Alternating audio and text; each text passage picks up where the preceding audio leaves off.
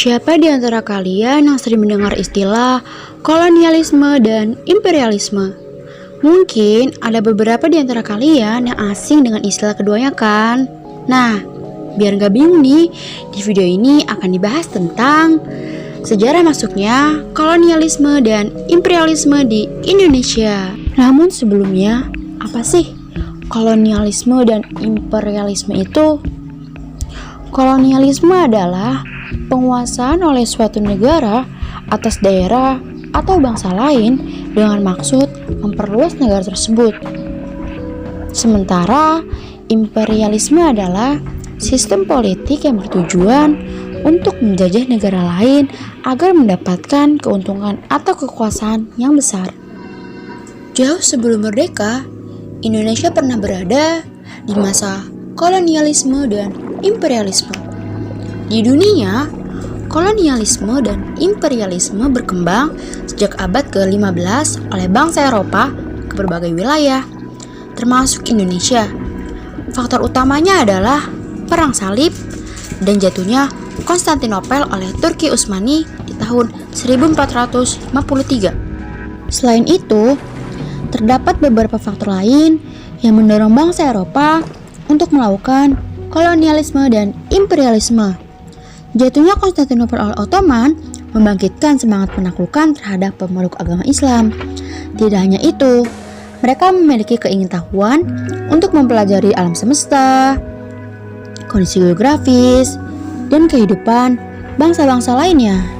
Rempah-rempah juga menjadi alasan lain bagi bangsa ini untuk melakukan penjelajahan. Mengingat harga yang tinggi di pasar Eropa, mereka ingin memperoleh keuntungan dan kekayaan sebanyak mungkin. Mereka juga memiliki ambisi 3G, yaitu Gold, Glory, dan Gospel. Gold berarti mencari keuntungan dengan mengumpulkan bahan dan barang berharga. Glory berarti menyebarkan kekuasaan seluas-luasnya. Sementara Gospel berarti penyebaran agama yang dianut bangsa barat saat itu. Indonesia dikenal sebagai daerah penghasil rempah-rempah.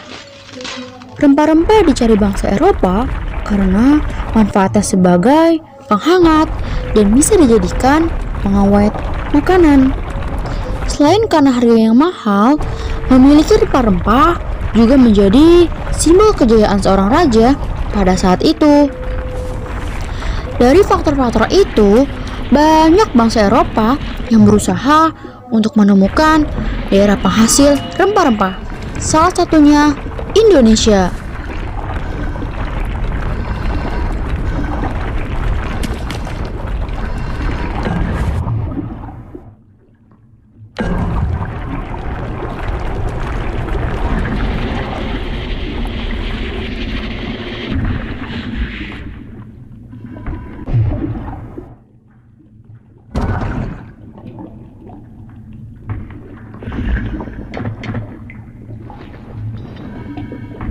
Yang pertama ada Portugis. Bartolomeus Dias melakukan penjelajahan samudra dan sampai di Tanjung Harapan, Afrika Selatan pada tahun 1488. Penjelajahan lalu diteruskan oleh Vasco da Gama yang sampai di Goa India pada tahun 1498. Lalu pulang ke Lisboa, Portugal dengan membawa rempah-rempah. Portugis pun semakin gigih dalam mencari sumber rempah-rempah. Untuk itu, Portugis melanjutkan ekspedisi ke timur yang dipimpin oleh Alfonso de Albuquerque untuk menguasai Malaka. Ia berhasil menguasai Malaka sebagai pusat perdagangan rempah-rempah di Asia Tenggara pada 10 Agustus 1511. Orang Spanyol yang pertama kali melakukan penjelajahan samudra ialah Christopher Columbus. Ia berlayar ke arah barat melewati Samudra Atlantik sesuai perjanjian Tordesillas menuju India sekitar tahun 1492 hingga 1502. Ternyata ada kesalahan, karena sebenarnya ia sampai di benua Amerika yang ia pikir adalah India.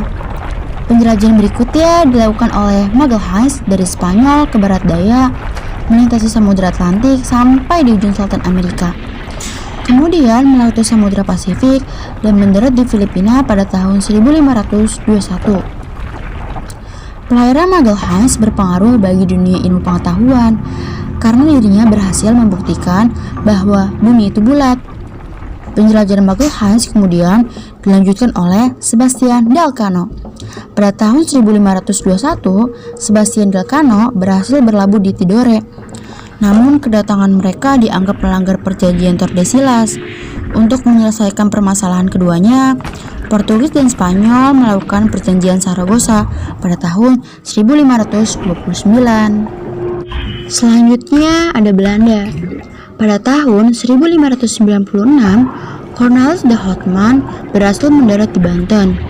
Sikap Belanda yang kurang ramah dan berusaha memonopoli perdagangan di Banten membuat Sultan Banten saat itu marah. Akibatnya, ekspedisi ini terbilang gagal. Sekitar tahun 1598 hingga 1600, perdagangan Belanda mulai berdatangan kembali. Kedatangan kali ini dipimpin oleh Jacob van Eyck.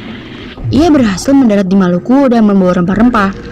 Keberhasilan Van Eyck menyebabkan semakin banyak pedagang Belanda datang ke Indonesia. Terakhir ada Inggris. Masuknya bangsa Inggris ke Indonesia juga bertujuan untuk mencari rempah-rempah.